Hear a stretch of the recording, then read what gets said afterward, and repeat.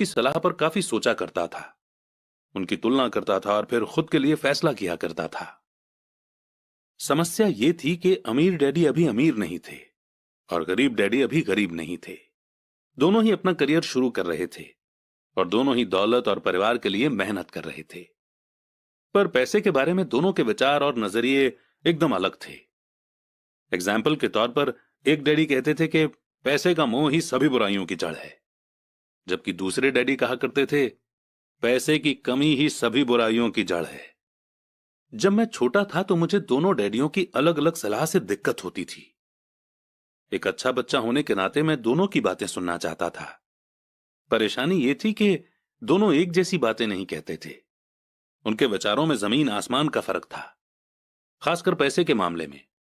मैं काफी लंबे समय तक यह सोचा करता कि उनमें से किसने क्या कहा और क्यों कहा और उसका नतीजा क्या होगा।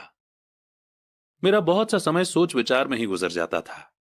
मैं खुद से बार बार इस तरह के सवाल पूछा करता, उन्होंने ऐसा क्यों कहा?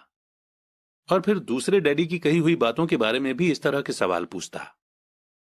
काश मैं ये बोल सकता कि हां वे बिल्कुल सही हैं, मैं उनकी बातों से पूरी तरह से सहमत हूं, या ये कहकर मैं सीधे उनकी बात ठुकरा सकता था, बुढ़े को यह नहीं पता कि वो क्या कह रहा है। अब क्योंकि दोनों ही मुझे प्यारे थे, इसलिए मुझे खुद के लिए सोचने पर मजबूर होना पड़ा।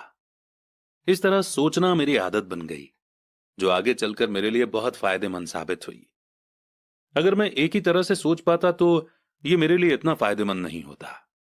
पैसों का सब्जेक्ट स्कूल में नहीं बल्कि घर पर पढ़ाया जाता है। शायद इसीलिए अमीर लोग और ज्यादा अमीर होते जाते हैं।